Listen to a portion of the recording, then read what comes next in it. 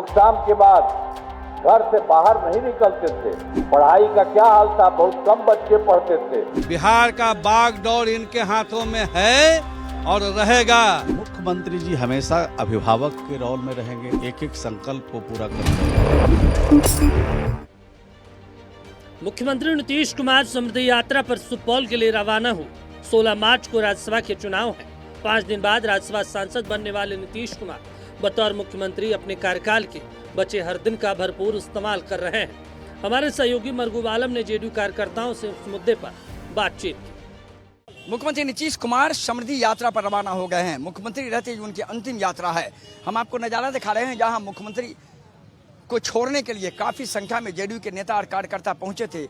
देखिए, ऐसे तो जो आप कह रहे हैं उस हिसाब से बिल्कुल सही है, लेकिन ये यात्रा तो पहले से ही इनकी थी और ये अभी और भी जाएंगे मेरे समझ से। सीएम साहब तो चले गए, ये तो अंतिम यात्रा होगी चूंकि मुख्यमंत्री के पद पर रहते हुए। निश्चित ही बिहार के सुशासन और सामाजिक न्याय के प्रतीक आज नीतीश कुमार जी कभी जो है पीछे मुड़कर न देखे हैं न देखेंगे।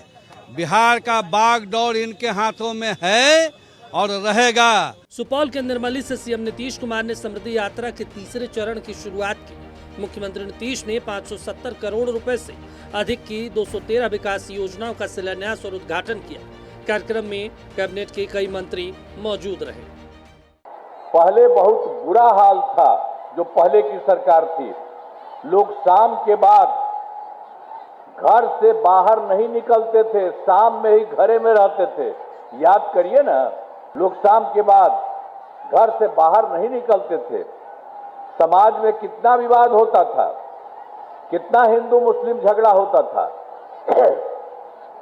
पढ़ाई का क्या हाल था, बहुत कम बच्चे पढ़ते थे। अब पहले इलाज का पूरा इंतजाम नहीं था, सड़कें बहुत कम थी और जो थी उनका बुरा हाल था। अब बिजली बहुत कम जगह थी। मुख्यमंत्री नीतीश कुमार के बेहद करीबी मंत्री श्रवण कुमार ने नक्षत्र न्यूज को बताया कि मुख्यमंत्री नीतीश कुमार का संकल्प है कि बिहार को देश के टॉप 5 राज्यों की श्रेणी में लाना है। इसी मकसद से वो समृद्धि यात्रा पर निकले हैं। एक एक संकल्प को पूरा करते हैं और राज्य को टॉप 5 राज्य में खड़ा करने के लिए उनका संकल्प है। समृद्धि यात्रा के माध्यम से जिला जिला में जा करके वहाँ के कामों को देखना, वहाँ समीक्षा करना, वहाँ और क्या जरूरत है उसको आगे बढ़ाना। तो माननीय मुख्यमंत्री जी को शुभकामना देने के लिए, माननीय मुख्यमंत्री जी को आभार प्रकट करने के लिए हम लोग उनको आज यात्रा पर जाने के लिए शुभकामना देने के लिए। राज्यसभा चुनाव में 5 दिन बचे हैं। सवाल है कि बिहार को देश का सबसे अग्रणी राज्यों की कतार में देखने का मुख्यमंत्री नीतीश कुमार का संकल्प क्या 5 दिनों में पूरा हो जाएगा? अगर नहीं तो आगे उनकी बिहार में क्या भूमिका होगी? मुख्यमंत्री जी हमेशा अभिभावक के रोल में रहेंगे। मुख्यमंत्री जी हमेशा दिशा निर्देश देंगे। मुख्यमंत्री जी जहां गड़बड़ी होगी, गलती होगी, उसको सुधार करने का काम करेंगे और नीतीश कुमार की सोच से ही बिहार आगे बढ़ेगा। हमारे मुख्यमंत्री को आप भी जानते हैं, हम सब लोग उनसे प्यार करते हैं, प्रेम करते हैं। वो बिहार वासियों से प्यार करते हैं। कभी उन्होंने वर्ग धर्म जाति की बात नहीं की। पूरे बिहार वासियों को अपना बेटा, अपना भाई समझ के विकास की बात की, उनको सम्मान की बात की। आज वो हम लोगों के से दिल्ली जा रहे हैं, पूरा बिहार उदास है निश्चित तौर पर। लेकिन जब निशांत बाबू का एंट्री हुआ है, निशांत बाबू का एंट्री हम लोग कराए हैं, बिहार के नौजवान कराए हैं, बिहार के हर तबके वर्ग धर्म के लोगों ने चाहा है और उसमें हमारे नेता नीतीश कुमार जी कोई लेना देना नहीं है। हम लोग उनको आगे लाए हैं और उन्हीं के सहारा हम लोग आगे बढ़ेंगे। मुख्यमंत्री की ये समृद्धि यात्रा 10 से 14 मार्च तक चलेगी। इन 4 दिनों में वो सीमांचल के 6 जिलों में विकास कार्यों का लेखा जोखा लेंगे। 14 मार्च की शाम मुख्यमंत्री पटना लौटेंगे। 15 मार्च को जेडीयू के वरिष्ठ नेताओं के साथ उनकी मीटिंग तय है और 16 मार्च शाम तक उनके राज्यसभा सांसद बनने की विधिवत घोषणा हो जाएगी।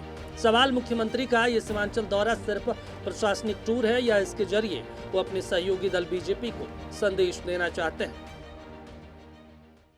मुख्यमंत्री का पद छोड़ने से पहले समृद्धि यात्रा में नीतीश कुमार सुपौल पहुंच गए, लेकिन अपने भाषण में ये नहीं कहा कि मैं पद छोड़ के जा रहा हूं। ये भी नहीं कहा कि मुख्यमंत्री का पद छोड़ दूंगा। ये भी नहीं कहा कि राज्यसभा जा रहा। सरकार का विजन नीतीश कुमार फिक्स कर रहे हैं। आने वाले दिनों में मुख्यमंत्री अगर बीजेपी का होगा तो सीधा संदेश है कि इसी स्टैंड पॉइंट पर काम करना होगा। समाज को सामाजिक सौहार्द के साथ चलना पड़ेगा। यानी नीतीश कुमार ने सीधे तौर पर लकीर खींच दिया है। अपने जगह साहित्य के साथ मरगूब आलम, नक्षत्र न्यूज, पटना।